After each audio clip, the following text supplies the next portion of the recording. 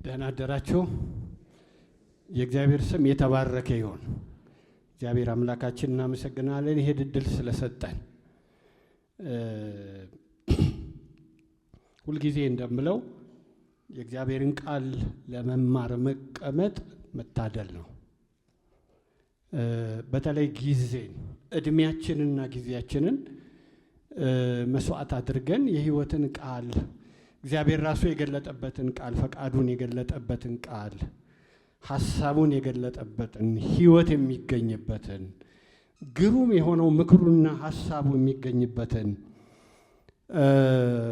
ህይወታችንን መንገዳችንን በቀናው መንገድ የሚመራውን ይህንን የህይወት መጽሐፍ ለመስማት በእድሜያችን መወሰን በነገው ህይወታችን ላይ የሚያመጣው በጎ ተጽዕኖ እጅግ ብዙ ነው። የእግዚአብሔር ስም ይባረክ።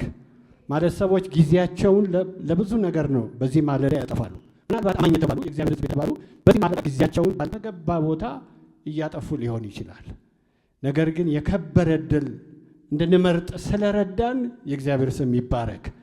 እንደ ትንሽ ነገር እንዳትቆጥሩት፣ ይሄ እጅግ መታደል ነው። የእግዚአብሔርን ቃል ቁጭ ብሎ መስማት፣ መማር፣ መከፋፈል፣ ጸጋን መካፈል። እግዚአብሔርን እናመሰግናለን። አጭር ጸሎት ላድርግና ወደ እግዚአብሔር ቃል እንሄዳለን።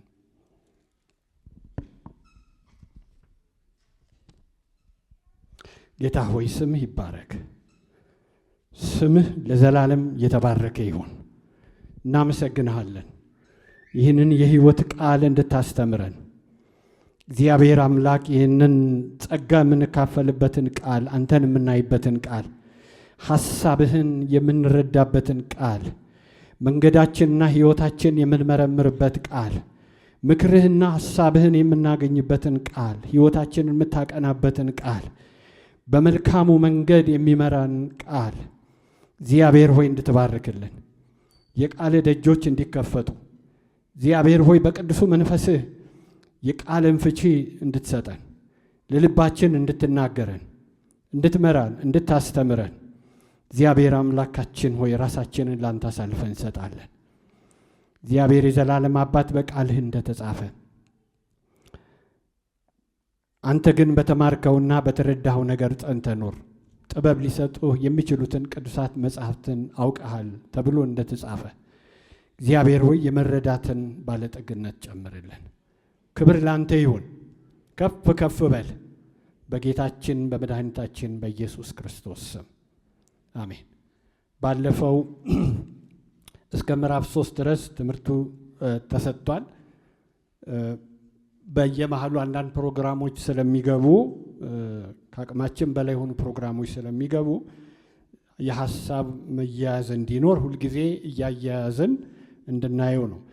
ምዕራፍ 4 ነው ዛሬ የምናየው።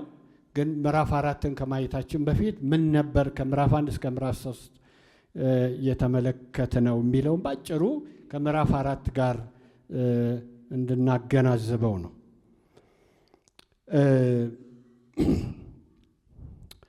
ምዕራፍ 1 እስከ ምዕራፍ 3 ያለውን ባጭሩ ጠቅለል አድርገን ስንመለከት የመጀመሪያው ምዕራፍ 1 እና 2 ላይ ያለውን ሐሳብ አሳጥረን ስንመለከተው በእነዚህ ሁለት ምዕራፎች ውስጥ የመጨረሻው የምዕራፍ 2 የመጨረሻውን ቁጥር ሳነካው ወደ 3 የሚሆኑ መገለጦች ነበሩ።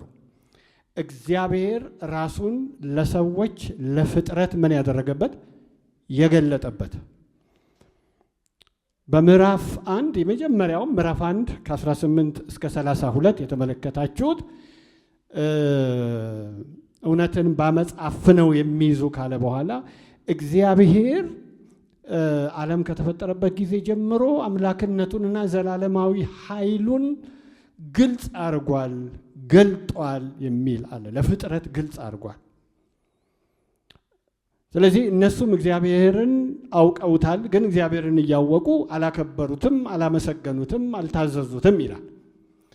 ስለዚህ የመጀመሪያው እግዚአብሔር ምንድን ነው ያደረገው? ዓለም ሲፈጠር from the beginning of the creation ማለት የመጀመሪያው እግዚአብሔር ፍጥረትን ሲፈጥር አንዱ ያደረገው ነገር ይሄ የሚታየውን ግዑዙን ዓለም የሚጨበጠውና የሚዳሰሰውን ዓለም እንስሳቱን፣ እጽዋቱን፣ ፀሐዩን፣ ዝናቡን፣ ቀናትን፣ ወራትን እነዚህን ነገሮች መፍጠር ብቻ ሳይሆን እግዚአብሔር ለፈጠረው ፍጥረት ራሱን መግለጡ ነው። ስለዚህ እግዚአብሔር ገና ፍጥረትን ሀብሎ ሲጀምር ፍጥረትን ሲፈጥር አንዱ ያደረገው ነገር ምንድነው? መገለጥ ነው የሰጠው። ስለማ ስለ ራሱ እና ሁለት ነገሮችን ሮሜ ምዕራፍ 1 ላይ እንደምናየው ቁጥር 19-20 ላይ ሁለት ነገሮችን ገልጧል ይላል። አንድ አምላክነቱን፣ ሁለት ዘላለማዊ ኃይሉን። ስለዚህ አምላክ መሆኑን ገና ከመጀመሪያው ፍጥረት እግዚአብሔር አምላክ መሆኑን ያውቃል። ይሄ ብርሃን በርቶለታል። ስለዚህ እግዚአብሔር አምላክ መሆኑ ብቻ አይደለም፣ ባህሪውን ዘላለማዊ ኃይሉን ችሎታውን ሁሉ ምን አድርጓል? እግዚአብሔር ግልጽ አድርጓል። ስለዚህ ፍጥረት ምንም ኤክስኪውዝ የለው፣ ማመካኘት አይችልም። እግዚአብሔርን አውቀዋለሁ አላውቀውም የሚል ነገር ማለት አይችልም። ሲጀምር እንዲያውም የዘፍጥረት መጽሐፍ ይሄ ወደ ዘፍጥረት ምዕራፍ 1 ነው የሚወስደን 1 እና 2 ሮሜ ምዕራፍ 1 ሲጀምር ገና እግዚአብሔር ሰማያትን ምድርን እንዴት እንደዘረጋ ሲናገር በመጀመሪያ እግዚአብሔር ሰማይና ምድር ምን አደረገ? ፈጠረ ብሎ ነው የሚጀምረው። መጽሐፍ ቅዱስ የሚጀምረው የእግዚአብሔርን መኖር ከፍጥረት በፊት እግዚአብሔር እንዳለ ታሳቢ አድርጎ ነው የሚጀምረው እንጂ እግዚአብሔር አለ የለም በሚል ሙግት አይጀምርም። ኦልሬዲ እግዚአብሔር አለ። እግዚአብሔር ባይኖር ኖሮ ፈጣሪ ባይኖር ኖሮ ፍጥረት ምን ባልሆነ ባልተገኘ ነበር አይደል? ስለዚህ ፈጣሪ ስላለ ነው ሰማይና ምድር የተዘረጉት፣ ብርሃን የበራው አይደለም እንዴ? እጽዋት፣ እንስሳት ሁሉ የተገኙት። እግዚአብሔር ይህንን ብርሃን ለፍጥረት ሰጥቶ ነበር። ይሁንና ግን ሐዋርያው ጳውሎስ 19 እና 20 ላይ ሮሜ ምዕራፍ 1 ይህን ከተናገረ በኋላ እነሱም እግዚአብሔርን እንደሚያውቁት የመጀመሪያዎቹ ደግሞ ከሰው ልጆች መካከል አዳምና ማን ናቸው? ሔዋን ናቸው። አዳምና ሔዋን እግዚአብሔርን ያውቁታል። ዘፍጥረት 2 እና 3 ማንበብ ብቻ ነው። ከእግዚአብሔር ጋር ህብረት ነበራቸው።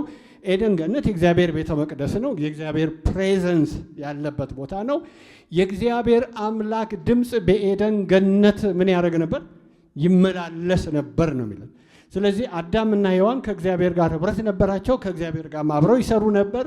እግዚአብሔርንም ያውቁት ነበር። እግዚአብሔር አምላክ እንደሆነ ያውቃሉ። ምንም የዚህ ችግር የለባቸው። ፍጥረት ያውቃል። ይሁንና ግን ውሎ አድሮ ምን ሆነ? ወደ ቁጥር 20 ሮሜ ምዕራፍ 1 ከቁጥር 20 ጀምሮ ወደ ታች ስታነቡ ግን እግዚአብሔርን ቢያውቁትም እንደ አምላክነቱ ግን ምን አላረጉትም? አላከበሩትም፣ አይደለም? አላመሰገኑትም፣ አልታዘዙትም። እግዚአብሔርን ማወቃቸው ምንድነው ታዲያ ትርጉሙ? እግዚአብሔር ራሱን የገለጠው ለኢንተርቴይንመንት አይደለም፣ ለማዘናናት አይደለም። እግዚአብሔር ከጥንት መለኮታዊ የሆነ ሐሳብና ቅድ በፍጥረቱ ስላለው ነው። አጀንዳ ስላለው ነው። እግዚአብሔር ዓላማ ስላለው ነው ሰውን የፈጠረው። ዓላማ ስላለው ምንን የፈጠረው? ፍጥረትን። ስለዚህ እግዚአብሔር ራሱን ከገለጠላቸው የሰው ልጆች ፍጥረት ምን ይፈልጋል? መታዘዝ፣ አክብሮት፣ መገዛት፣ ህብረት ማድረግ፣ ማምለክ ይፈልጋል። እግዚአብሔር መገለጥ ሁል ጊዜ ምላሽ ይፈልጋል። መለኮታዊ ምላሽ ይፈልጋል። ይሁንና ግን ሰው ያን አላደረገም። ልቦናቸው ጨለመ። የዝቅ እያላችሁ ያነበባችሁ ስትሄዱ ልቦናቸው ጨለመ። ጥበበኞች ነን ሲሉ ሞኞች ሆኑ። ፈጣሪን በፍጥረት ተኩ፣ በእንስሳት ተኩ እያለ ከዛ የሞራል ውድቀቱ ዝቅጠት ውስጥ እየገቡ መጥተው እግዚአብሔርን ማወቅ ምን ይጠቅማል? ምን ይጠቅማል እግዚአብሔርን ማወቅ? ስለዚህም በክፉ ጠባዮች ምን ሆኑ ይላል? ተሞሉ ይላል። ሐሜተኞች፣ ጣዖት አምላኪዎች፣ መዓት የኃጢአት ዝርዝሮችን ያወራና ይሄን በሚያደርጉ ላይ እግዚአብሔር ይፈርዳል። ስለዚህ ውጤቱ ምንድን ነው የሚሆነው? መጨረሻ ፍርድ ነው። ስለዚህ እግዚአብሔር ራሱን ገለጠ። ፍጥረት ግን ለእግዚአብሔር የተገባውን ምላሽ መስጠት አልቻለም። መታዘዝ አልቻለም። ማክበር አልቻለም። ለእግዚአብሔር መገዛት አልቻለም።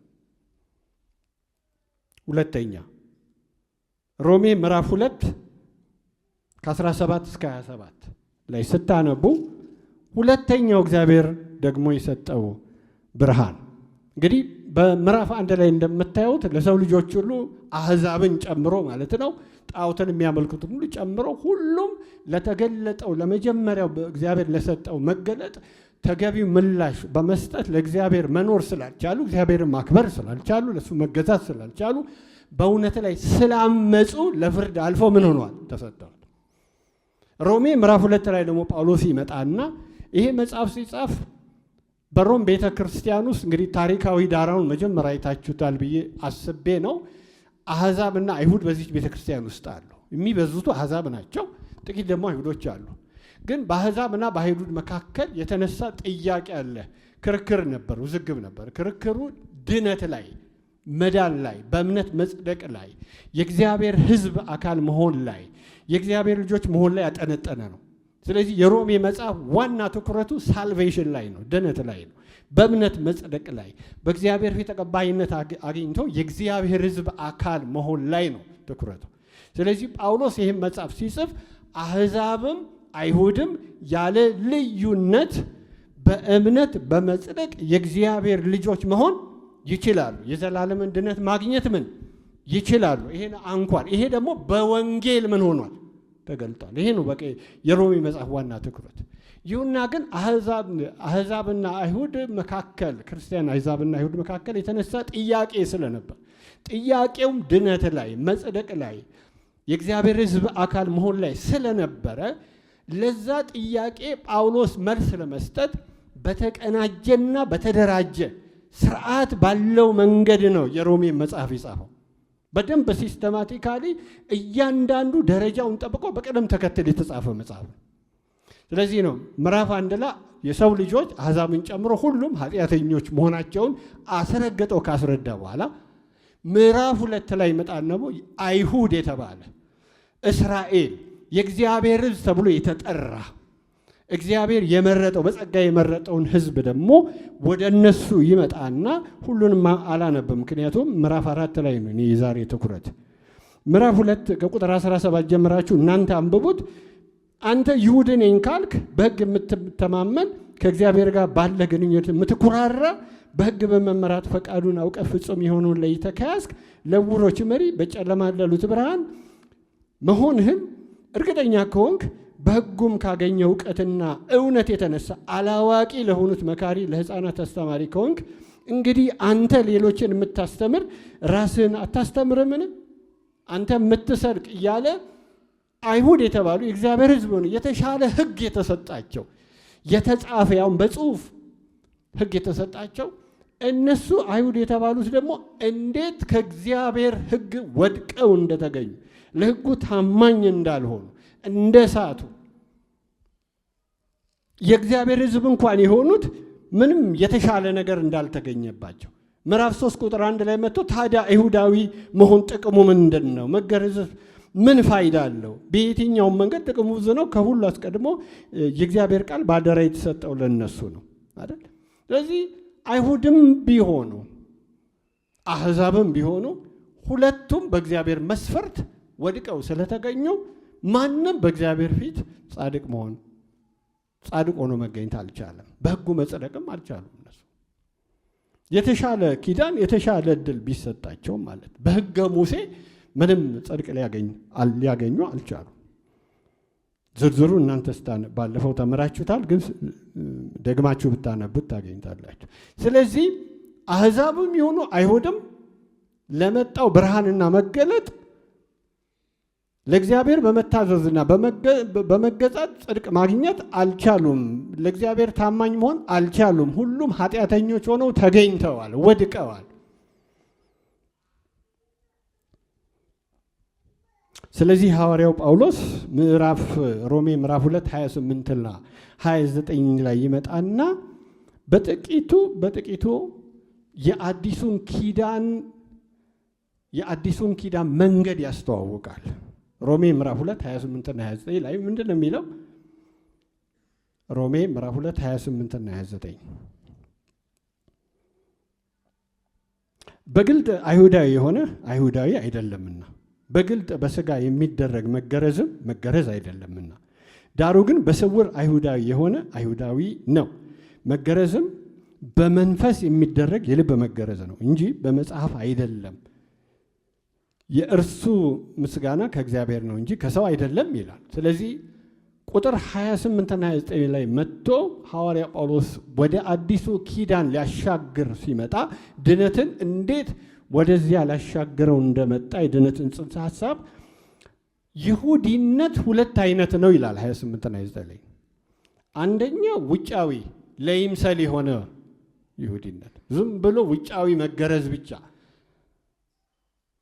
በአካል የሆነ ውጫዊ መገረዝ ብቻ ያለው ውጫዊ የሆነ ይሁዲነት ነው ይላል።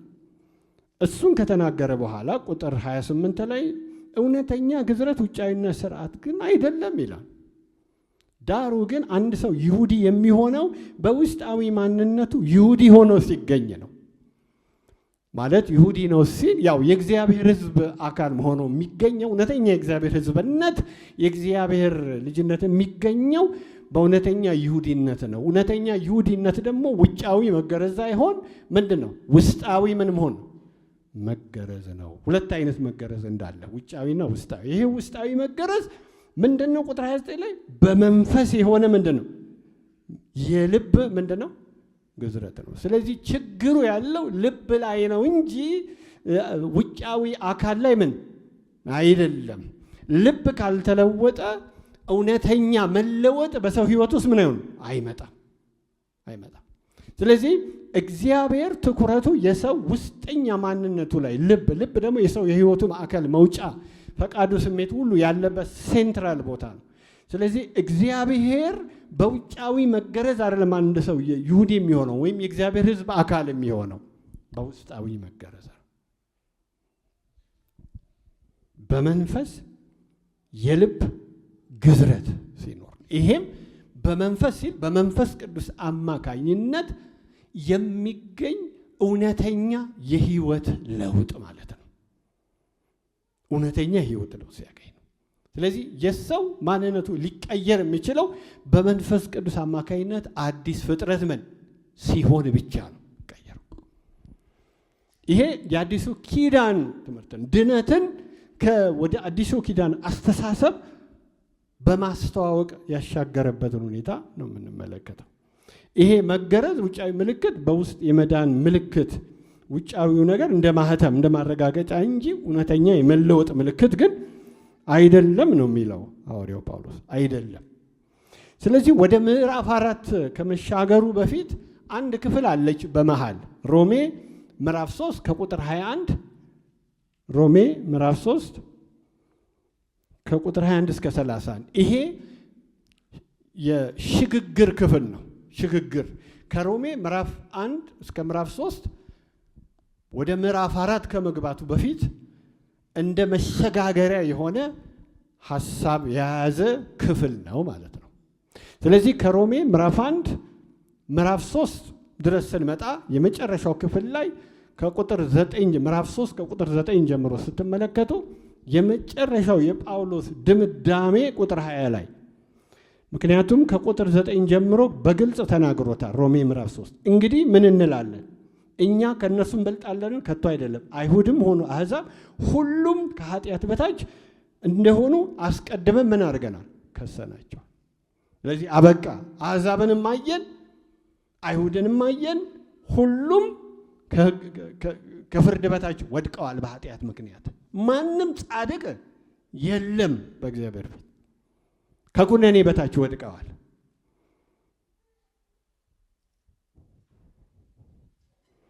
ቁጥር 19 ላይ እንግዲህ አፍ ሁሉ እንዲዘጋና ዓለም በሙሉ ለእግዚአብሔር መልስ እንዲሰጥ ሕግ የሚናገረው ሁሉ ከሕግ በታች ላሉት እንደሆነ እናውቃለን።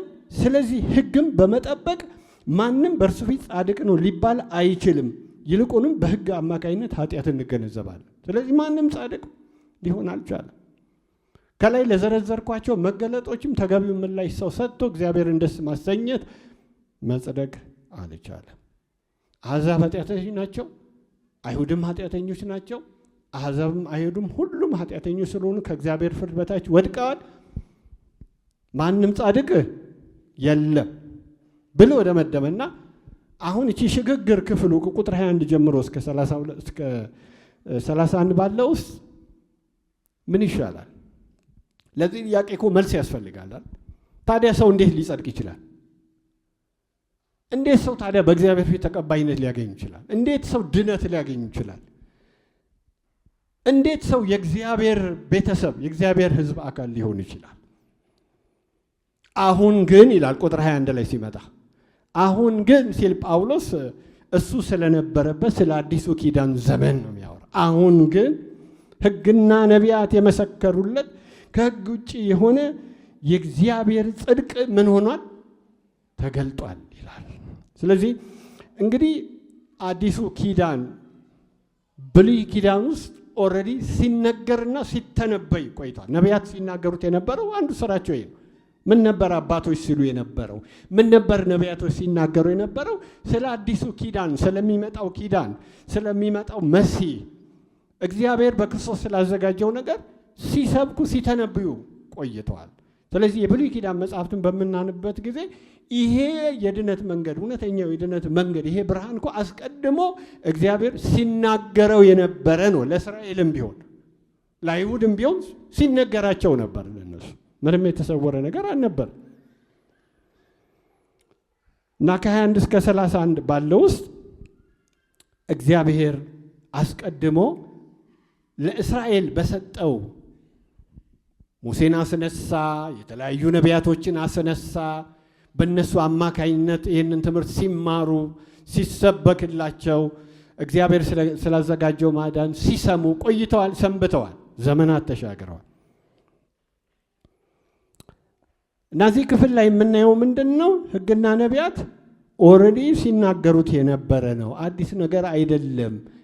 አሁን ይህም ጳውሎስ በሚጽፍበት ጊዜ በዚያን ጊዜ የነበረው ማህበረሰብ በዚያን ጊዜ መልእክት ሲሰማ የነበረው በሮም የነበሩት በተለይ አይሁዶች ለነሱ በደንብ ይገባቸዋል ትርጉሙ። እናንተ አይሁዶች በውስጡ እንዲህ ያለ ነገር አለበት። እናንተ አይሁዶች እንዴ እኮ አስቀድሞ እኮ በመጽሐፍ እኮ ሲነገር ነበር፣ አላነበባችሁም? በሕግ እኮ ተነግረዋል፣ በነቢያት ሁሉ ነቢዩን እንትና ሁሉ ሲናገሩት እኮ የነበረ ነገር ነው። አልገባችሁም? አላስተዋላችሁም እንደማለት ነው። ይህ የእግዚአብሔር ጽድቅ ኢየሱስ ክርስቶስን በማመን የሚገኝ ጽድቅ ነው አላቸው። ይሄ ጽድቅ ስጦታ ነው፣ የሚገኘው ደግሞ በእምነት ብቻ ነው። ማንም በማመን ኢየሱስ ክርስቶስን በማመን የሚገኝ ጽድቅ ነው።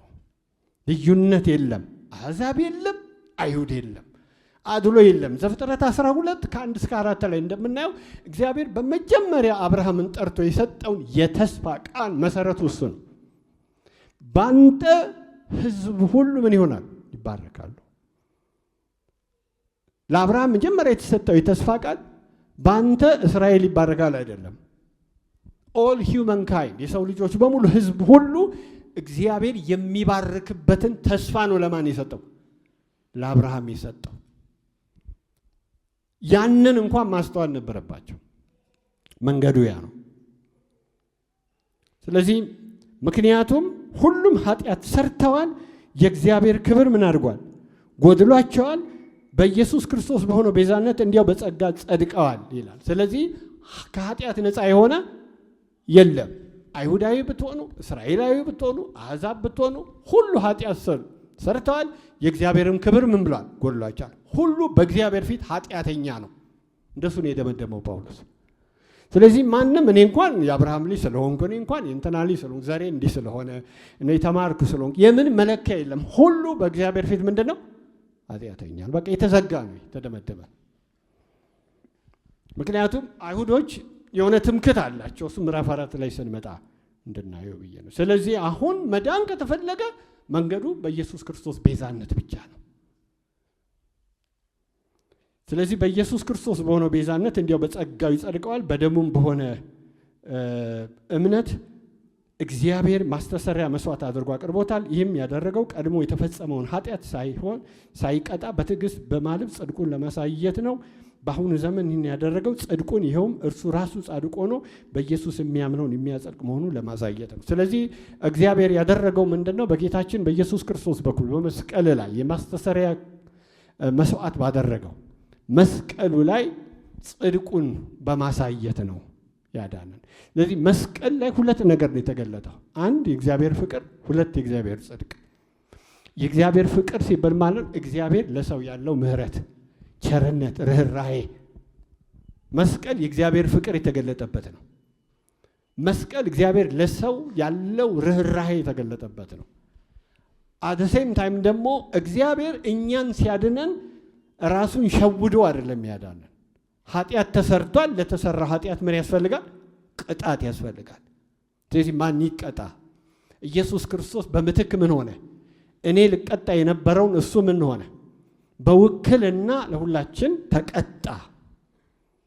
እግዚአብሔር ኃጢአትን ቀጥቶ ነው ለተሰራው በደል ምን በትክክል የሚገባውን ቅጣት ምን አድርጎ ነው? ቀጥቶ ነው ያዳነን። ስለዚህ በአንድ በኩል የእግዚአብሔር ፍትሐዊነት፣ ጻድቅነት፣ በሌላ በኩል ደግሞ የእግዚአብሔር ፍቅር መስቀል ላይ ተገልጧል። በዚህ መንገድ እግዚአብሔር ምን አረገኛ? አዳነን። ከዛ በኋላ ከቁጥር 17 ጀምራችሁ ስታነቡት የትምክህት ላይ ነው። እንግዲህ ትምክህት ወዴት ነው ይላል። እንግዲህ እግዚአብሔር በጸጋው እንዲሁ በቤዛነት ያዳነን ከሆነ ሁሉ ኃጢአትን ከሰሩ ሁሉ ከወደቁ እንግዲህ ምንድን ማን በምን ይመካል? ምንም ትምክህት የለንም። ትምክህታችን ያዳነን ኢየሱስ ክርስቶስ ብቻ ነው። ለሴ ብሉ ይዘጋዋል። ከዛ ምዕራፍ 4 ላይ ይገባል። ወደ ምዕራፍ 4 ስትገቡ መጀመሪያ ምዕራፍ 4 ከ1 እስከ 8 ያለውን እናያለን። በሶስት ከፍለ ነው እናያለን። ስለዚህ የምዕራፍ 4 ዋናው የጳውሎስ ሙግት በተለይ አይሁድ የሆኑ ክርስቲያኖች ላይ ነው። አንዱ ሙግቱ ጽድቅ በሥራ ነው ወይስ በእምነት? መጽደቅ በእግዚአብሔር ፊት ተቀባይነት ማግኘት የእግዚአብሔር ሕዝብ የእግዚአብሔር ቤተሰብ አባል መሆን የሚቻለው በሥራ ነው ወይስ በእምነት ነው የሚል ጥያቄ ተነስቷል። ለሱ ሙግቱን ያቀርባል። በተለይ ደግሞ ክርስቲያን አይሁዶች የነሱን መከራከሪያ ሐሳብ ለማፍረስ ልክ አለመሆኑን ለማሳየት በጣም የሚመኩበትን አብርሃምን በተለይ አብርሃምን ቀጥሎም ደግሞ ጥቂት ዳዊትን ሞዴል የሆነውን አብርሃምን አንስቶ ነው የሚሟገተው። እስቲ አብርሃምን እንመልከት። መቼም አብርሃም ለአይሁድ አባታችን ነው። አብርሃም ምናችን ነው? አባታችን ነው ብሎ በጣም የሚመኩበት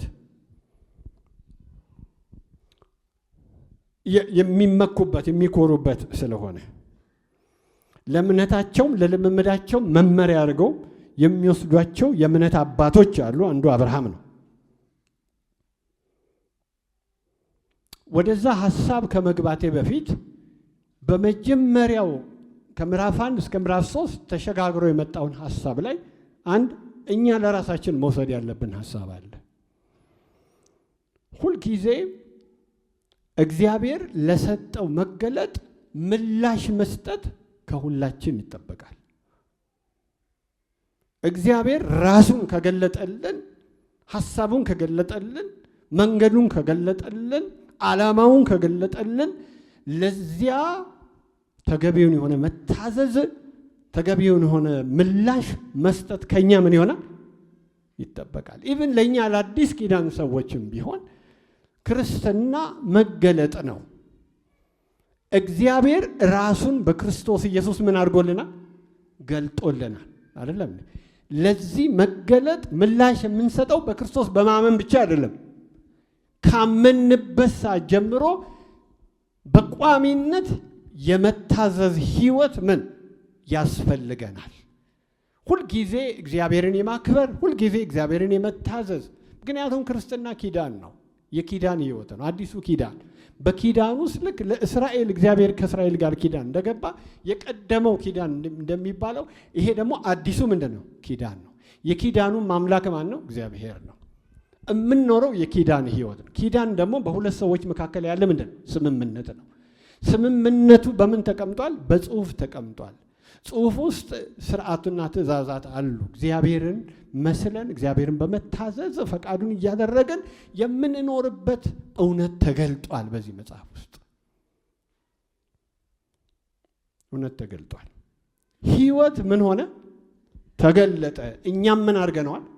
አይተነዋል ይላል አንደኛ ዮሐንስ ምዕራፍ 1 ቁጥር 1 እና 2 አይደለም እንዴ? ስለ በዓይናችን አይተነዋል፣ ዳሰነዋል፣ ሰምተነዋል እንደሚለው ማለት ነው። ዕብራውያን ምዕራፍ 2 ከ14 እስከ 15 እንደውት የእግዚአብሔር ልጅ ተገለጠ፣ በሞት ፍርሃት ባርነት ውስጥ ያሉትን ነፃ ምን ሊያወጣ ኢየሱስ ክርስቶስ ተገልጧል። ለዚህም ለተገለጠው መገለጥ በእርሱም ለመጣው እውነትና ብርሃን የኪዳኑ ሕዝብ ምላሽ በመስጠት ነው ዕለት በዕለት መኖር ያለብን። ስለዚህ አንዱ ሁልጊዜ ማሰብ ያለብን ነገር ክርስትና ሃይማኖት አይደለም። ክርስትና ምን አይደለም? ዝም ብሎ ውጫዊ ስርዓት ምን አይደለም። አይሁዶች እንደሚያስቡት አይደለም። ክርስትና ርስት አይደለም። የሆነ እንትና ብለን በሆነ ሰው የምንመካበት ነገር አይደለም። ክርስትና የመታዘዝ ምንድን ነው? ህይወት ነው። ለመጣው ብርሃንና እውነት ምላሽ በመስጠት ዕለት በዕለት የእግዚአብሔርን ሐሳብና ፈቃድ በመታዘዝ እግዚአብሔርን በማምለክ በማክበር እሱንም በማገልገል ሁልጊዜ የምንኖረው የኪዳን ህይወት ነው ክርስትና።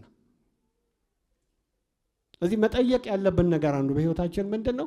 ለመጣው መገለጥ በክርስቶስ ለመጣው ብርሃንና መገለጥ ለኪዳኑ እውነት ምን ያህል ዕለት በዕለት እግዚአብሔርን በማክበርና በመታዘዝ እመላለሳለሁ አይደለም? አለበዚያ ይህ ካልሆነ ግን ምን እየሆነ ነው የመጣው? እምነት ስርዓት እየሆነ ሃይማኖት እየሆነ አባል በመሆን የእግዚአብሔር ሕዝብ ያን ቤተ ክርስቲያን አባል ስለሆነን ዝም ብለን ቸርች እየመጣና ስለሄድን አይደለም። ምንድነው ግን በእምነት የሚገኘውን ጽድቅ በክርስቶስ በማመን ካገኘንበት ጊዜ ጀምሮ በተለወጠ ህይወት እግዚአብሔርን በመታዘዝ ዕለት በዕለት ለእርሱም በመገዛት ምንኖር ከሆነ ነው ክርስትና እውነተኛ የተለወጠ ህይወት ነው። የተለወጠ ህይወት ነው። እንግዲህ ምዕራፍ 4 ላይ ይመጣና ሐዋርያው ጳውሎስ እንግዲህ ጽድቅ በስራ እንግዲህ እናንተ የምትመኩበትን ሰው ላንሳ ይላቸዋል። እናንተ የምትመኩበትን ሰው እንደ ምሳሌ አድርጌ ላንሳው ይላል። ምዕራፍ 4 እንደምታውቁት የሮሜ መጽሐፍ በጥያቄና መልስ እያለ ነው የሚሄደው። ስለዚህ ጥያቄ ያነሳል፣ መልስ ይሰጣል፣ ጥያቄ ያነሳል፣ መልስ ይሰጣል። ጳውሎስ በዚህ መንገድ ነው መልእክቱን ያቀናቸው። ስለዚህ ግልጽ በሆነ ሁኔታ መነሳት የሚገባቸውን ነገሮች ያነሳል። ስለዚህ የዚህ ምዕራፍ ዋና መሰረታዊ ሙግቱ ምንድነው? ጽድቅ በእምነት እንጂ በስራ አይደለም የሚለው ማስረዳት ነው ለነሱ። ይህንን ለማስረዳት ደግሞ ምዕራፍ 4 ወደ መጽሐፍ ቅዱሳችን እንሄድና ምዕራፍ 4 ከ1 እስከ 8 አንድ ፈጠን ብዬ አነበዋለሁ። እንግዲህ በሥጋ አባታችን የሆነ አብርሃም ምን አገኘ እንላለን? አብርሃም በሥራ ጸድቆ ቢሆን የሚመካበት አለውና፣ ነገር ግን በእግዚአብሔር ዘንድ አይደለም። መጽሐፍስ ምን አለ? አያችሁ፣ ጥያቄ እየጠየቀ መልስ ይሰጣል። አብርሃም እግዚአብሔርን አመነ፣ ጽድቅም ሆኖ ተቆጠረለት።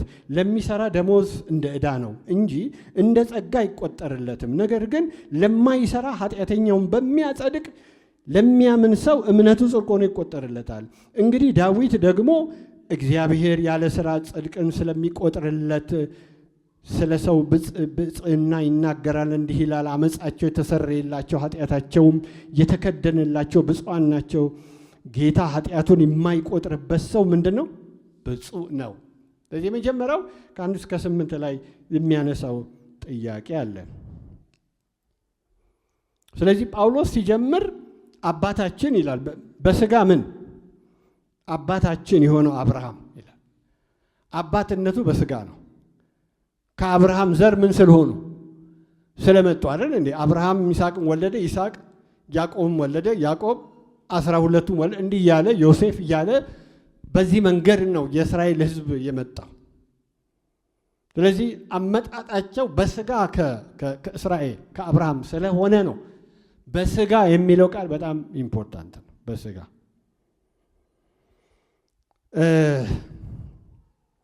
ሐዋርያው ጳውሎስ ለአይሁድ አማኞች ጽድቅ በኢየሱስ ክርስቶስ በማመን በጸጋው የሚገኝ መሆኑን ለማስረዳት በሥራ እንደ ጸደቀ የሚቆጥሩትን አብርሃምን በሥራ እንዳልጸደቀ የጸደቀው በእምነት እንደሆነ ለማስረዳት ምሳሌ አድርጎ የተጠቀመው በመጀመሪያ ማንን ነው? አብርሃምን። እሺ አብርሃምን እንውሰድ። አብርሃም አባታችን ነው ስለሚሉ እነሱ በጣም ስለሚመኩበት አብርሃም የጸደቀው በሥራ ነው ብለው ነው የሚያምኑት አይሁዶች።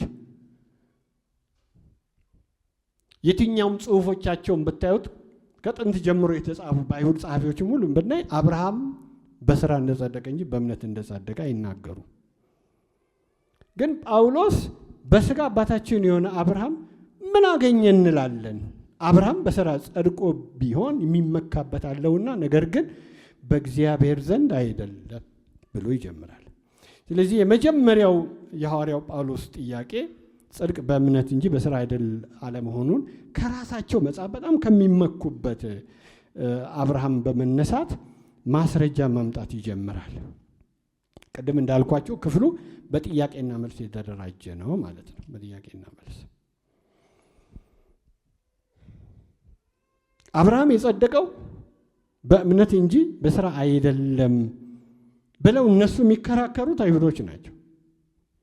ግን ቁጥር 2 ላይ ስትመለከቱ ጳውሎስ መጀመሪያ በስራ መጽደቅ ሁለት ነገሮችን እንደሚያስከትል ይናገራል። እንግዲህ በስራ ጸደቀ ካላችሁ ሁለት ነገሮች መሆን አለባቸው።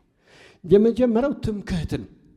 ትምክህት እንግዲህ በስራው ማለት በራሱ ጥረት ሰውየው ራሱ ሃይማኖታዊ ስራም ሊሆን ይችላል፣ በእግዚአብሔር ፊት ተቀባይነት ለማግኘት ሊሆን ይችላል። በራሱ ጥራት ጽድቅን እንዳገኘ በእግዚአብሔር ፊት ተቀባይነትን እንዳገኘ የሚታሰብ ከሆነ እግዚአብሔርን ደስ አሰኝቶ ነው ያገኘው ጽድቅን ብሎ የሚታሰብ ከሆነ በሰራው ስራ የሚመካው ወይም ትምክቱ በእግዚአብሔር መሆን ይቀርና ትምክቱ በምን ይሆናል? በስራው ይሆናል። በእግዚአብሔር ላይ ትምክት አይኖረው። መጀመሪያ እነዚህ ሁለት ነጥቦች ጳውሎስ መናገር የፈለገው ወደ ዘፍጥረት ምዕራፍ 15 ላይ ወስዶ ልክ አለመሆናቸውን ለማሳየት ነው። ስለዚህ የአብርሃም ግን ትምክቱ ማን ላይ ነበር? ሪሊ ዘፍጥረትን ሄደን ብናይ ጽድቅ በእምነት እንጂ በስራ አይደለም የሚለውን ጳውሎስ ተሟግቶ ልክ አለመሆናቸውን ለማሳየት ስለፈለገ ነው በዚህ መንገድ ነው። ስለዚህ በስራ ከሆነ የጸደቀው እንደን ትምክቱ በእግዚአብሔር ሳይሆን በማን ይሆናል? በማን ይሆናል? በራሱ ነው የሚሆነው። ግን ምን ይላቸዋል? መጽሐፍን ተመልከቱ ይላል። መጽሐፍ ምን አለ? ይህን የሚለው መጽሐፍ ሲል የእግዚአብሔርን ቃል ብሉይ ኪዳንን ነው። እስቲ ምን ይላል? በተለይ ደግሞ ዘፍጥረት እስቲ መጽሐፋችሁን ይዩት፣ መርምሩት። እስቲ እንግዲህ ባለስልጣኑ መጽሐፉ ነው። በእምነትና በኖሮ ላይ የመጨረሻው ባለስልጣን የማይሻር የማይገረሰስ እውነተኛ የሆነ የምንቀበለው ዳኛ የሆነ የሚያስታርቀን የእምነት መመሪያ ሆኖ የተሰጠን መጽሐፍ አለ። መጽሐፉም የእግዚአብሔር ቃል ነው። እስቲ መጽሐፉን ተመልከቱት እናንተ ሰዎች። መጽሐፉ ምን ይላል? መጽሐፍ ምን ይላል? መጽሐፍ ምን አለ? ጳውሎስ ምን አለ አይደለም። ይሄ የጳውሎስ ሐሳብ አይደለም። ይሄ አንተ ትምህርት ነው፣ አንተ ያመጣኸው ነው፣ አንተ ትርጉም የሚባል እኔ አይደለሁም ምለው መጽሐፉ ነው የሚለው ነው የሚላቸው። እስቲ መጽሐፉን አንብቡት፣ እጃችሁ ላይ ያለው መጽሐፍ። አብርሃም እግዚአብሔርን አመነ፣ ጽድቁም ሆኖ ምን ተቆጠረለት። ለሚሰራ ደሞዝ እንደ ዕዳ ነው እንጂ እንደ ጸጋ ምን አይሆንም። እሺ ግን መጽሐፉ እናንተ እንደምትሉት አይደለም የሚለው። በስራው እንደጸደቀ አይናገርም። መጽሐፉ የሚለው አመነ፣ ስለዚህ ጽድቁም ሆኖ ምን። ስለዚህ በእምነት እንደጸደቀ ነው እንጂ መጽሐፉ የሚነግረን በስራ እንደጸደቀ ምን አይነግረንም። እናንተና መጽሐፉ ተለያያችሁ። የእናንተ ሐሳብ የመጽሐፉ ሐሳብ አለ። ይሄ የእናንተ ትርጉም የእናንተ አመለካከት። ዘፍጥረት 15:16 ላይ እንደዚህ 15:6 ላይ እንደዚህ አይልም። ደግሞ ሁለተኛ ማስረጃ ያመጣላቸዋል። ቁጥር 4 ሙግቱ።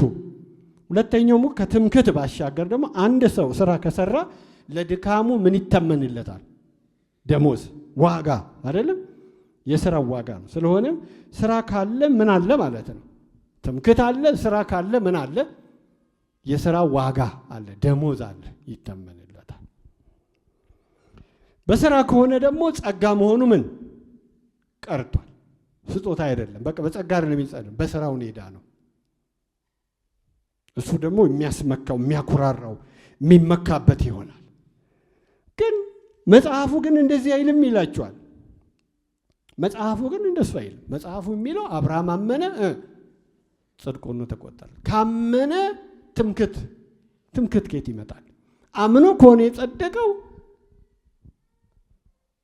ደሞዝ ሰው ሰርቶ የሚያገኘውን ነገር አይደለም ዘፍጥረት 15 ቁጥር 6 የሚያሳየን እምነቱን ነው። በቃ በተገለጠለት አምላክ ላይ ያለውን ምን በሰጠው ተስፋ ላይ መታመን ነው እንጂ የሚነገረን የሆነ ነገር ሰርቶ ወይም በመታዘዝ የሆነ ነገር ሃይማኖታዊ ነገሮችን አከናውኖ እንደጸደቀ መጽሐፉ አይነግረንም። ገና እንደተጠራ እግዚአብሔር አብርሃም እንደጠራው ጠርቶት ደግሞ የተስፋ ቃል እንደሰጠው ያንንም እንዳመነና እንደጸደቀ ነው መጽሐፍ ቅዱስ የሚነገረን። የት ጋ ነው ስራ የሰራው አብርሃም?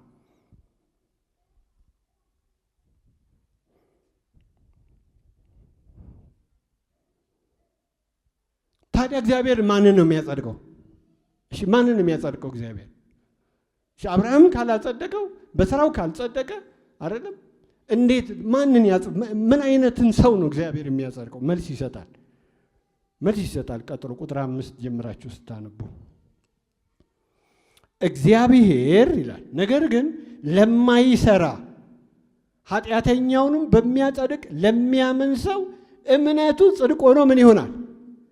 ይቆጠርለታል። ስለዚህ እግዚአብሔር የሚያጸድቀው እንዲህ አይነቱን ሁለት ነገር እዚህ ጋር ታያላችሁ። በአውዱ ላይ የምታዩት ሐሳብ ማለት ነው። አንደኛ ለማይሰራ ይላል። ለማይሰራ ሲል ሰነፍ ምናምን ለማለት አይደለም። ለመጽደቅ ብሎ ጽድቅን ለማግኘት በራሱ ስራ ጽድቅን ለማግኘት ምን በማይጠር ሰው በራሱ ስራ እግዚአብሔርን ደስ በማሰኘት እግዚአብሔር ያጸድቀኛል ብሎ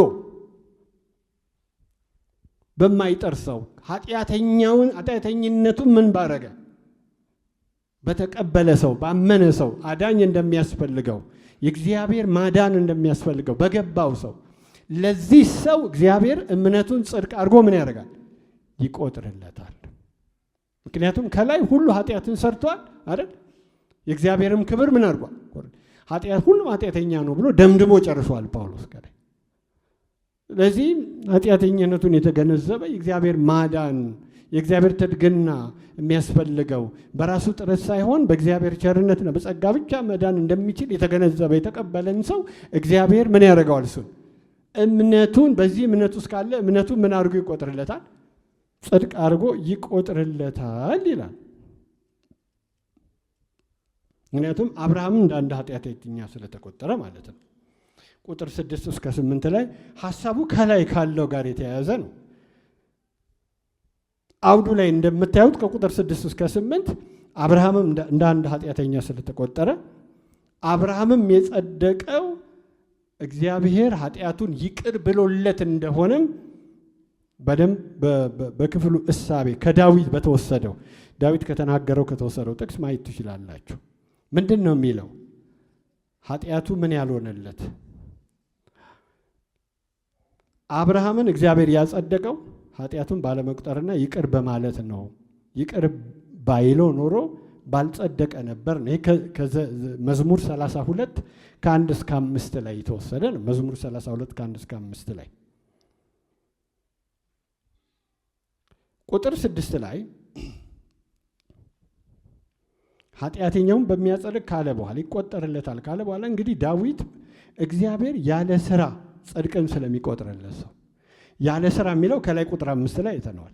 ማለት በራሱ ጥረት ሳይሆን በራሱ ጥረት እግዚአብሔር ተቀባይነት አገኛለሁ ብሎ ሳይሆን እኔ እግዚአብሔርን በስራዬ አስደስተዋለሁ በሃይማኖቴ አስደስተዋለሁ ብሎ ሳይሆን ይህን ቆጥሮ ያጸድቀኛል ብሎ ሳይል በእግዚአብሔር ፊት ኃጢአተኝነቱን የተገነዘበ ሰው የተረዳ ሰው አዳኝ እንደሚያስፈልገው የተገነዘበ ሰው ከሆነ then ምንድነው ለዚህ ሰው እግዚአብሔር ምን ኃጢአቱን ምን አያደርግም?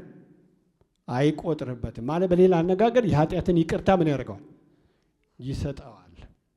አመጻቸው የተሰረየላቸው ኃጢአታቸውም የተከደነላቸው ብፁዓን ናቸው። ጌታ ኃጢአቱን የማይቆጥርበት ሰው ብፁዕ ነው። እኛ ሁላችን በዚህ መንገድ ስለጸደቅን ወንጌል ማለት እዚሁ ጳውሎስ በሮሜ መጽሐፍ ውስጥ እንደተናገረው ወንጌል የመጀመሪያው ጌታችን ኢየሱስ ክርስቶስ በሉቃስ ወንጌል መጨረሻ ላይ እንደምናነበው ሲልካቸው ወደ ፍጥረት ምንድነው ስበኩ ያላቸው? የመጀመሪያው ነገር ምንድነው ስበኩ ያላቸው? ሉቃስ 24 የመጨረሻው ቁጥር ላይ ሂዱ ለፍጥረት የኃጢአትን ይቅርታ ምን አድርጉ ስበኩ ነው ያላቸው። እግዚአብሔር ስም የተባረከ ይሁን። የኃጢአትን ይቅርታ ማለት እግዚአብሔር ለፍጥረት የምህረትን ምን አዋጅ ምን አድርጓል? አውጇል። በክርስቶስ ሞትና ትንሣኤ የሰው ኃጢአትና አበሳ ሁሉ ምን ተብሏል? ይቅር ምን ተብሏል። ዋጋ ተከፍሎ ቀደም እንዳየነው ጽድቁን አሳየ መስቀል ላይ ይልም ጽድቁን ማለት ለተሰራው ኃጢአት እግዚአብሔር ምን አድርጓል? ቅጣትን ሰጥቷል። ስለዚህ እግዚአብሔር ቅጣትን ስለሰጠ ከሰው ልጆች ላይ አበሳው በክርስቶስ ደም ምን ሆኗል? ተሽሯል። ስለዚህ የኃጢአት ይቅርታ አብርሃም እዚህ ውስጥ ይካተታል። ሮሜ ምዕራፍ 4 ላይ አብርሃም እንደ አንድ ኃጢአተኛ ነው። አብርሃም የጸደቀው እግዚአብሔር በይቅርታ እንዲሁም በእምነት ነው። አብርሃም ጽድቅን በእግዚአብሔር ፊት ያገኘው። ይቅር ባይለው ኖሮና አብርሃም ተስፋውን በሰጠው በእግዚአብሔር ባያምን ኖሮ በእምነት የሚገኘውን ጽድቅ ባላገኘ ነበር። ለዚህ ነው ይህን ጥቅስ ከዳዊት ወስዶ የጠቀሰው። ባላገኘ ነበር። አንድ ክፍል አለ ሉቃስ 18 ላይ አንድ ታሪክ ፈሪሳዊና ቀረጥ ሰብሳቢ ሁለቱ ሲጸልዩ ጌታችን ኢየሱስ ምሳሌ አድርጎ የተናገረው ራሳቸውን እንደ ጻድቃን በመቁጠር ለሚመኩና ሌሎችን በንቀት ዓይን ለሚመለከቱ ሰዎች እንዲህ ሲል ምሳሌ ነገራቸው ይላል። ለፈሪሳውያን ሁለት ሰዎች ሊጸልዩ ወደ ቤተ መቅደስ ወጡ። አንዱ ፈሪሳዊ፣ ሌላው ምን ቀረጥ ሰብሳቢ። ቀረጥ ሰብሳቢ እንደ ኃጢአተኛ የሚቆጠር ነው በጊዜው። ፈሪሳዊውን ቆሞ ስለ ራሱ እንዲህ ሲል እንዲጸልይ ነበር። እግዚአብሔር ሆይ እኔ እንደ ሌላው ሰው ሁሉ ቀማኛ፣ አመፀኛ፣ አመንዝራ ይልቁንም እንደዚህ ቀረጥ ሰብሳቢ ባለመሆኔ አመሰግናለሁ። በሳምንት 2 ጊዜ ይጾማለሁ። እየቆጠረ ነው ይሄ ሰው አያችሁ። በሳምንት 2 ጊዜ ምን አደርጋለሁ? እጾማለሁ። ከማገኘውም ሁሉ አስራት ምን አደርጋለሁ? አወጣለሁ። ስለዚህ ይሄ ሰው ትምክቱ በምን ላይ ነው? በምን ላይ ነው? በሃይማኖታዊ ተግባራቶቹ ላይ ነው አይደል? በሱ ነው የሚመካው። ደግሞ እንደዚህ አይደለም። ይሄ እንደዚህ ቀረጥ ሰብሳቢ በንቀት ነው የሚያዩት። ቀረጥ ሰብሳቢው ግን በርቀት ቆሞ ወደ ሰማይ ቀና ብሎ ማየት እንኳን አልፈለገም ይላል። እግዚአብሔርን ለማየት እንኳን የሚበቃ ሰው አይደለም። ነገር ግን ደረቱን እየደቃ እግዚአብሔር ሆይ እኔን ኃጢአተኛውን ማረኝ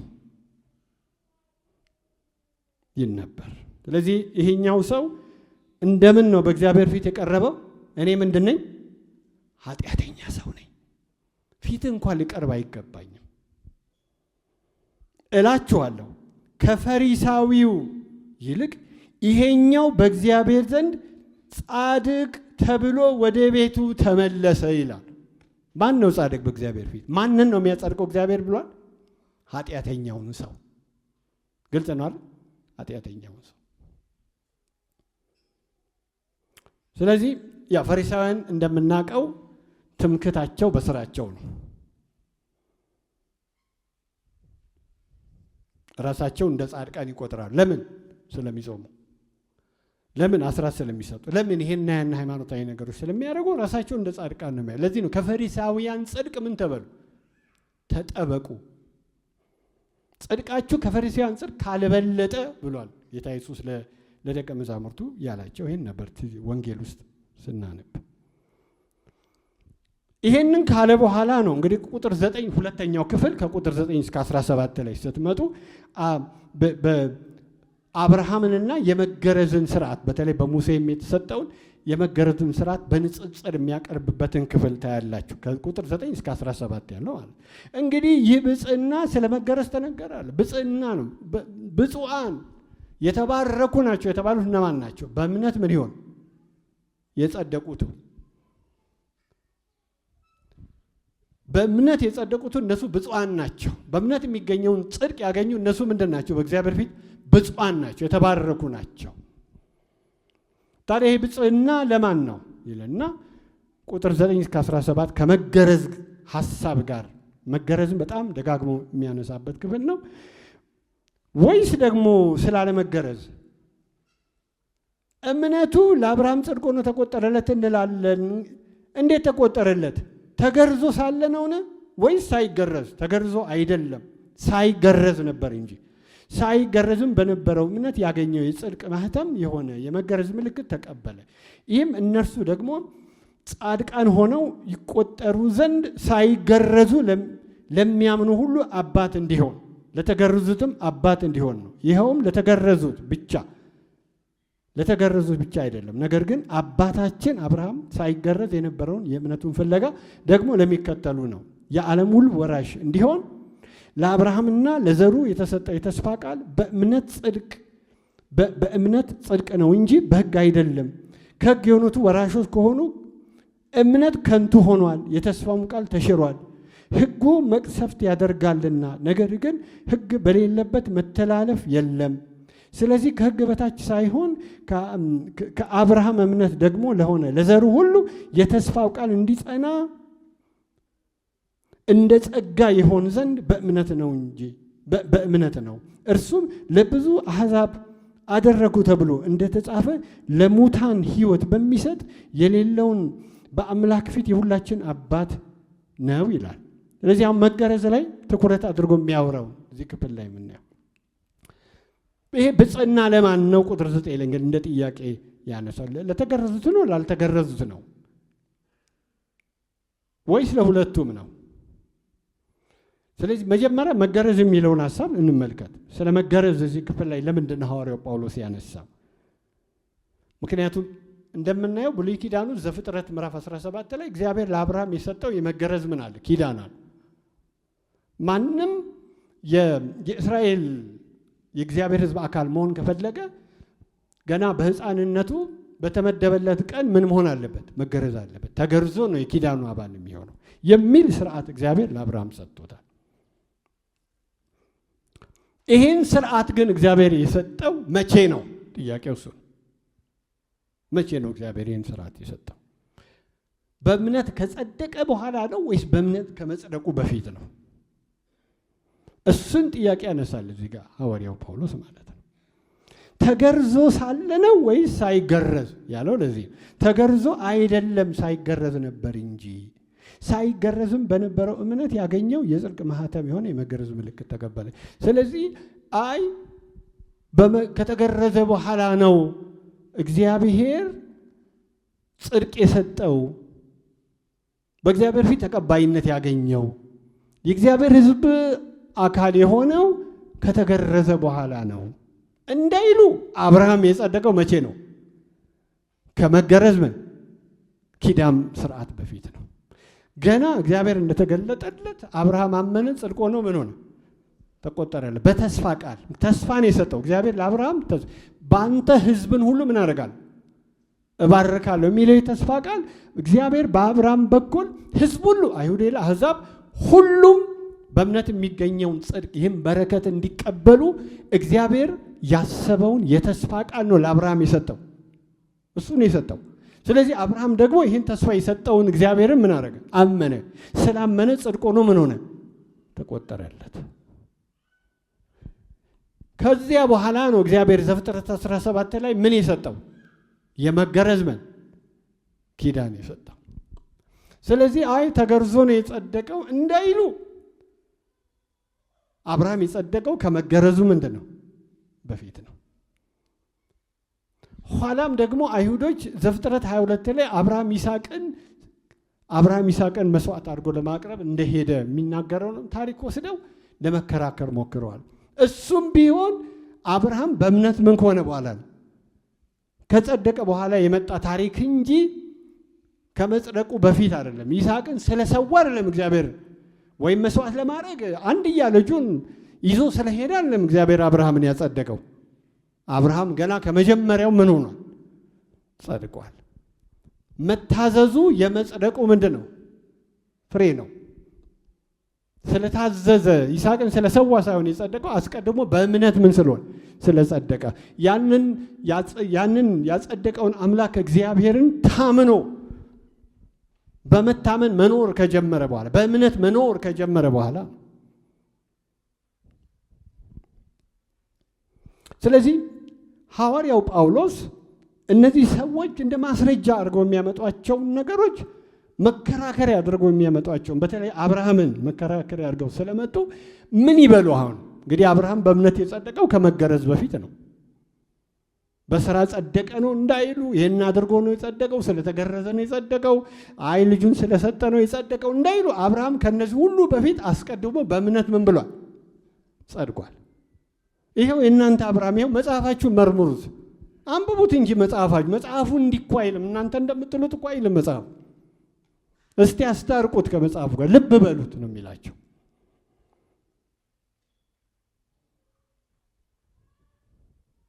ስለዚህ እንዲሁም እኛ ነው የሚለው ጳውሎስ ከመገረዙ በፊት የተስፋውን ቃል የሰጠውን አምኖ በእምነት እንደጸደቀ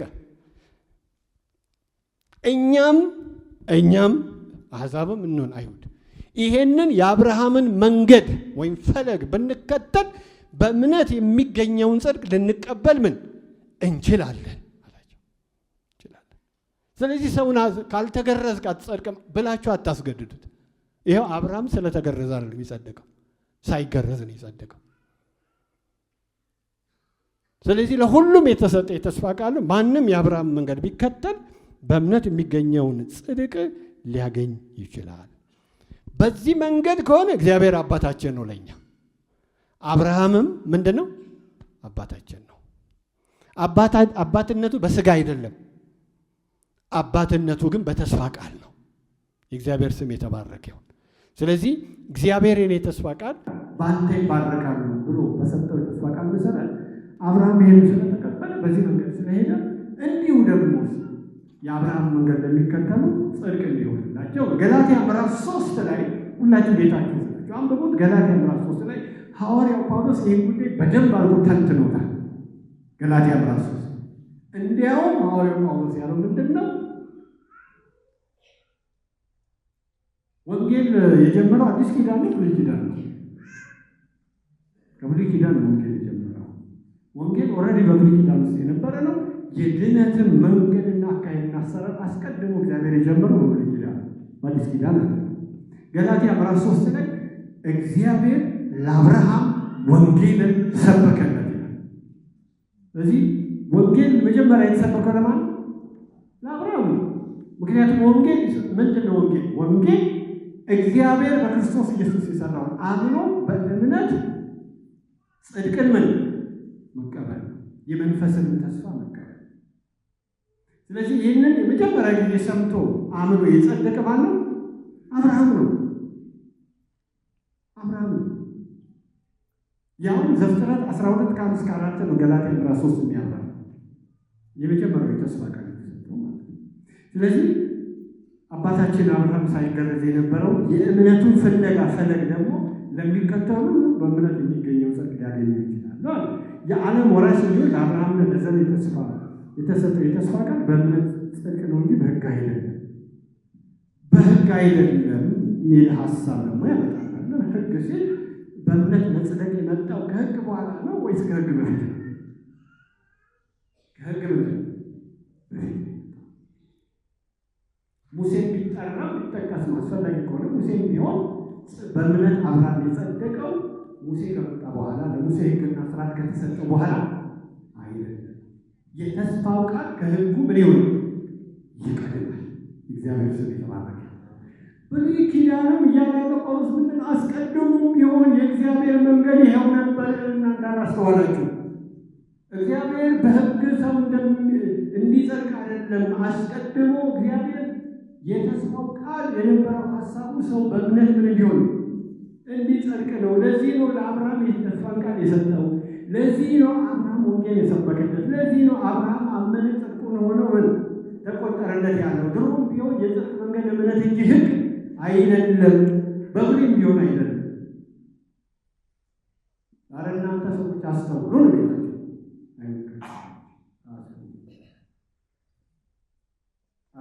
የተስፋው ቃል ይቀድማል።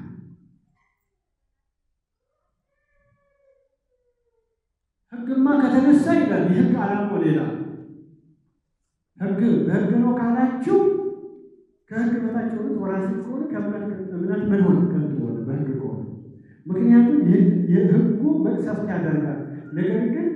በሌለበት መተላለፍ የለም። በሕግ ከሆነ የሕግ ዓላማው ኃጢአትን መጠቆም ነው። ሕግ ሁልጊዜ አድርግና ምንድን ነው አታድርግም። ከተላለፍን አንተ ምንድን ነህ ይላል፣ ኃጢአተኛ ነህ ይላል። ሕግ ተላልፏል። ስለዚህ ከተላለፍ ምን ይጠብቀኝ? ቅጣት አይደለም ፍርድ። ይሄው ነው ሕጉ። የተስፋው ቃል ግን እንደዚህ አይደለም። የተስፋው ቃል በጸጋ ለቤቱ ሰገደ። በጸጋ የሆነ ጽድቅ ነው። በጸጋ የሆነ ድነት ነው። በእግዚአብሔር ይቅርታ። ለዚህ ነው መተላለፉ የተከደነ ኃጢአቱ የተሰረየለት ምንድን ነው? እግዚአብሔር ይቅርታ አድርጎ በጸጋው እኛን የሚያድንበትን ነው የሚያበስረው የተስፋ ቃል። የእግዚአብሔር ስም የተባረከ። በሕግማ ከሆነ በቃ ስለዚህ ሕግ ብቻ ሳይሆን ከአብርሃም እምነት ደግሞ ለሆነ ለዘሩ ሁሉ የተስፋ ቃል እንዲጸና ጸጋ ይሆን ዘንድ በእምነት ነው ይላል። ስለዚህ ይሄ ደግሞ ወደ ወራሽነት ነው። ልጅነት ካለ ምን አለ? ከጸደቀ ምን አለ? ውርስ አለ። ስለ ፍጻሜያዊ በረከቱንም ጭምር ነው የሚነገር። አሁን በክርስቶስ አምነን መጽደቃችን ብቻ ሳይሆን መዳናችን ብቻ ሳይሆን በእምነት የጸደቁ የዳኑ ሁሉ ምንድን ናቸው? ለአብርሃም የተነገረው የተስፋ ቃል ምንድን ናቸው? ወራሽ ናቸው። እግዚአብሔር ስም የተባረከ። ርስት ለመውረስ ተጠርተናል። ለርስት ምን ተብሏል? ተጠርተናል። እዚህ ክፍል ላይ የምናየው ነገር ሁልጊዜ እኛ የምንጸልየው፣ እኛ ምጽዋት የምናወጣው፣ እኛ ልዩ ልዩ መንፈሳዊ ተግባራትን የምንለማመደው ለመጽደቅ ሳይሆን ስለ ጸደቅን ነው። እግዚአብሔር ስም የተባረከ። ስለ ጸደቅን ነው የምንጸልየው። እግዚአብሔር ስላጸደቀ ልጅ አድርጎ ስለተቀበለ ልጆቹ ስለሆነ ሕይወት ስላገኘን ነው። ይህንን ቆጥሮ አይደለም እግዚአብሔር የሚያጸድቀን፣ በልጁ ደም እንዲሁ በጸጋው ምን አድርጎናል? ኦልሬዲ አጽድቆናል፣ ተቀብሎናል። ወራሾች እንድንሆን ተወስኗል። በእምነት ተጸደቁ። እግዚአብሔር ስም የተባረከ። እንግዲህ የመጨረሻው የጳውሎስ መከራከሪያ የሚቀጥለው ከቁጥር 17 በኋላ በተለይ ቁጥር 17 ግማሹ ለብዙ አሕዛብ አባት አደረጉ ተብሎ እንደተጻፈ ለሙታን ሕይወት በሚሰጥ የሌለውንም እንዳለ አድርጎ በሚጠራ ባመነበት አምላክ ፊት የሁላችን አባት ዘር እንዲሁ ሊሆን እንደተባለ ተስፋ ባልሆነው ጊዜ የብዙ አሕዛብ አባት እንዲሆን ተስፋ ይዞ አመነ። የ100 ዓመትም ሽማግሌ ስለሆነ እንደ ምውት የሆነው የራሱ ሥጋና የሳራን ማኅፀን ምውት መሆኑ በእምነቱ ሳይደክም ተመለከተ። ለእግዚአብሔር ክብር እየሰጠ የሰጠውን ተስፋ ደግሞ ሊፈጽም እንዲችል አጥብቆ እየተረዳ በእምነት በረታ እንጂ ባለማመን ምክንያት በእግዚአብሔር ተስፋ ቃል አልተጠራጠረም። ስለዚህ ደግሞ ጽድቅ ሆኖ ተቆጠረለት። ነገር ግን ተቆጠረለት የሚለው ቃል ስለ እሱ ብቻ የተጻፈ አይደለም፣ ስለ እኛም እንጂ ስለ በደላችን አልፎ የተሰጠውን እኛን ለማጽደቅ የተነሳውን ጌታችን ኢየሱስን ከሙታን ባስነሳው ለምናምን ለእኛ ይቆጠርልን ዘንድ አለው ይላል። ስለዚህ ከቁጥር 17 ጀምሮ ያለውን ሀሳቦች ስትመለከቱ የሐዋርያው ጳውሎስ ሀሳብ ምንድን ነው ብለን አብርሃም እንግዲህ አመነ ጽድቅም ሆኖ ምን ተቆጠረለት ብለናል። ግን አብርሃም ያመነው ማንን ነው? ስላመነው አምላክ የተናገረው ነገር አለ። 3 ነገሮች። አንደኛው የሌለውን እንዳለ አድርጎ ምንም ያለ ፈጣሪነቱን ያሳያል። እግዚአብሔር በስልጣናዊ ቃል የሌለን ነገር መጥራት የሚችል አምላክ ካለምንም አንድ ነገር ማምጣት በስልጣናዊ ቃል ብርሃን ይሁን ካለ ምን ይሆናል? ብርሃን እኮ የለም፣ ግን ብርሃንን ምን ማለት ይችላል? ማምጣት ይችላል። እግዚአብሔር ፈጣሪ አብርሃም ስላመነው ጌታ ያለውን መረዳት ትመለከታለህ። ያመነው ጌታ የሌለውን ነገር መጥራት የሚችል ጌታ ነው። ከባዶ ነገር አንድ ነገር ማምጣት የሚችል ስልጣን ያለው ምንድን ነው? አምላክ መፍጠር የሚችል ሕይወት መስጠት የሚችል ምንም የሚያቀተው ለችሎታውና ለኃይሉ ወሰን የሌለው ልንጠራጠረው የማንችል ፍጥረት ይመስላል። ይሄ ግዙፉ ዓለም ፍጥረት ዓለማትን ተመልከቱ። ማን አመጣ ይሄ ፍጥረት ዓለም? ደግሞ ማለት የትንሣኤ ጌታ ነው። እግዚአብሔር የሞተን ምን ማድረግ የሚችል ማስነሳት። ይሄንን እኮ አይቶታል። አንድ ልጅን ይስሐቅን ስጠኝ ባለው ጊዜ እኮ አልተጠራጠረም። እግዚአብሔር ቢሞትም እንኳን ምን ያደርገዋል? ያስነሳዋል ብሎ ሕይወትን እንደሚሰጥ ያውቃል። የሞተን ነገር እንደሚያስነሳ ተስፋ የሌለው የሚመስለውን ነገር ሕይወት እንደሚሰራበት እግዚአብሔር ያውቃል። የምናመልከው አምላክ የትንሣኤ ጌታ፣ የሞተን ማስነሳት የሚችል ጌታ፣ ተስፋ የተቆረጠበትን ነገር ተስፋ የሚሰራበት ጌታ። ያን ያህል እናምነዋለን። እግዚአብሔር በዓይናችን ፊት የሚታይ ነገር ባይኖር ሁኔታዎች እንኳን የቀለሉ ይመስሉ ምን ይሻላል፣ ምን ማድረግ እንችላለን፣ አበቃለት በምንልበት ሁኔታ ውስጥ ሕይወትን መስጠት እንችላለን። እስከዚያ ድረስ ነው እግዚአብሔርን የምናምነው፣ ልናምነው የሚገባ። አብርሃም ነበር እግዚአብሔርን የሚያምነው። ደግሞ ሶስተኛው በስተርጅና በተፈጥሯዊ ሂደት ስንመለከት ሰው ከተወሰነ ዕድሜ በኋላ መውለድ አይችልም። አብርሃም ግን ራሱን አየ። ደግሞ ሳራ ማህፀን ተመለከተ። አይ አበቃለት ነገር ከእንግዲህ በኋላ ተስፋ የመውለጃችን ዕድሜ ምን ብሏል? ኖርማሊ በተፈጥሮ ሂደት ሰው ሊወልድ የሚችለው በዚህ ጊዜ እንደ ሰው ሲታሰብ፣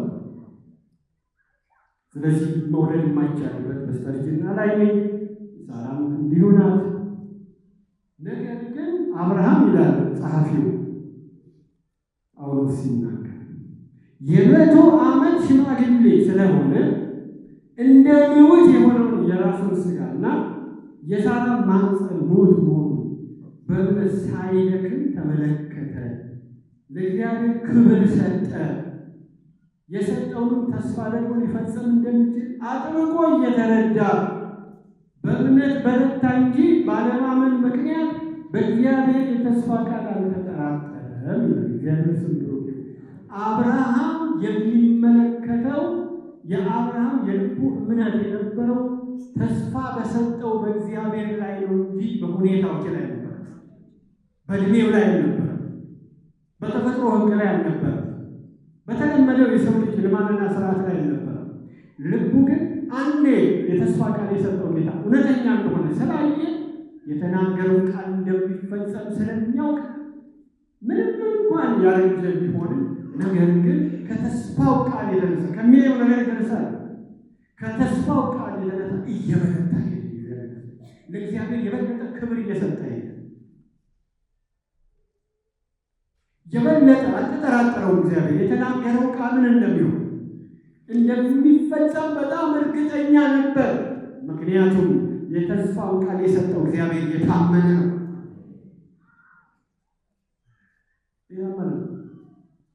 ብዙ ጊዜ አንዱ ችግራችን እንደሆነ ታውቃላችሁ።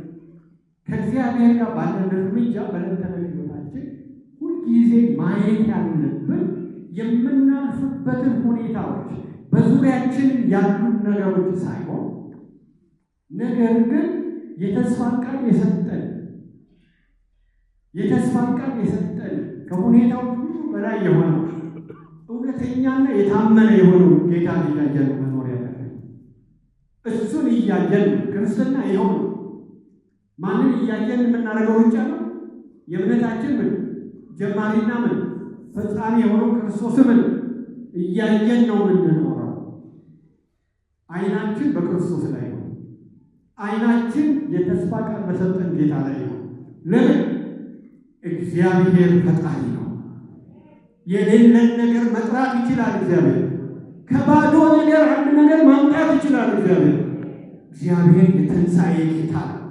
ሞተ እንኳን ቢባል፣ ተስፋ ተቆረጠ ቢባል፣ ምንም እድል የለውም እንኳን ቢባል ሕይወትን ይሰጠዋል። ባልጠበቅነው ሁኔታ እግዚአብሔር ታምራትን ያደርጋል። በተፈጥሮ እንኳን አይቻልም፣ ሳይንስም አይደግፍም እንኳን ቢባል እግዚአብሔር በሕግ የሚገደብ አምላክ አይደለም። የማይቻለውን የሚቻል ማድረግ የሚችል ጌታ እግዚአብሔር ስም ይባረክ። አብርሃም እንዲህ ያመነው አመነ፣ በቃ አልተጠራጠረም፣ በረታ በእምነቱ። በዚህ እምነት ነው አብርሃም በእግዚአብሔር ፊት የተመላለሰው። ስለዚህ ጽድቅ ሆኖ ተቆጠረለት። ነገር ግን ተቆጠረለት የሚለው ለአብርሃም ብቻ አይደለም። ለአብርሃም የተሰጠው የተስፋ ቃል ለልጅ ልጆቹ ሁሉ በሙሉ ስለሆነ ዘፍጥረት 12 ላይ ሁሉም እንደ አብርሃም ቢያምኑ ጽድቅን እንደሚያገኙ ወራሽ እንደሚሆኑ የተስፋው ቃል አስቀድሞ ለአብርሃም ከመገረዝ በፊት ከሕግ በፊት ተብሎ ስለዚህ ነገሩን ከጌታችን ከኢየሱስ ክርስቶስ ጋር አስተሳስሮ ወደ ምዕራፍ 5 ይሻገራል። ምዕራፍ 5ን በሚቀጥለው እናያለን። ምን አድርጎ ነው መጨረሻው ቁጥር ማነሳው? እኛን ለማጽደቅ የተነሳው ጌታችን ኢየሱስን ከሙታን ባስነሳው ለምናምን ለእኛ ጽድቅ ይቆጠርልን ዘንድ። ስለዚህ መጽደቅ የቻልነው ጌታችን ኢየሱስ ክርስቶስ ከሙታን በመነሳቱ። ከሙታን በመነሳቱ ሲል ምን ማለት ነው? ኢየሱስ የሞተው ኃጢአታችን ነው። ለኃጢአት የሚከፈለው ዋጋ ሁሉ በክርስቶስ ስለተከፈለ እኛ ልንቀጣ የሚገባው ቅጣት እሱ ስለተከፈለ የኃጢአት ዕዳ ስለተሻረ በእግዚአብሔር ፊት የምንከሰስበት ነገር የለም። የዕዳ ጽሕፈት የለም። የዕዳ መዝገብ የለም። በክርስቶስ ደም ተሽሯል። በክርስቶስ ሞት ተሽሯል። ስለዚህ እግዚአብሔር በክርስቶስ ነፃ ነው። ስለዚህ ወደ እግዚአብሔር ስንመጣ እግዚአብሔር እኛም ሊጠይቀን የሚችልበት የክስ መዝገብ የለም። ክርስቶስ ይሽሯል። ስለዚህ ነው በክርስቶስ ስናምን በእግዚአብሔር ጽድቅ የምንቀበለው። ጽድቅ እግዚአብሔር ስጦታ ነው። ይቆጠርልን ዘንድ ነው ለምናምን ለእኛ። እንግዲህ መንገዱ ተከፍቷል። ወደ ክርስቶስ ለሚመጡ ሁሉ እግዚአብሔር በእሱ የሚያምኑትን ሁሉ ሊቀበላቸው እንደ ልጅ አድርጎ እንደ ቤተሰብ አድርጎ ሊቀበላቸው ወራሽ ሊያደርጋቸው መንገዱ በክርስቶስ ሞትና ትንሣኤ በትንሣኤ ሁሉም ድል አድርጎ በተነሳው በክርስቶስ ተከፍቷል። የእግዚአብሔር ስም ብሩክ ይሁን። እኛ የዚህ ተስፋ ተካፋዮች ነን። ስለዚህ ለአይሁድ ክርስቲያኖች መመኪያና መከራከሪያ የሆናቸው በዚህ መንገድ ሆነ ጳውሎስ ልክ አለመሆኑን ያስረዳል። ለእኛስ በእምነት ለጸደቅነው ምንድን ነው? በእምነት በመጽደቅ ያገኘነው በረከት ምንድን ነው? ከእኛ የሚጠበቀው ምንድን ነው? ቀጣይ ሕይወታችን የሚለው ምዕራፍ 5 ላይ በሚቀጥለው አብረን እናየዋለን። የእግዚአብሔር ስም ብሩክ ይሁን። ሲመጥለት ጊዜ አንቸኩል ጊዜ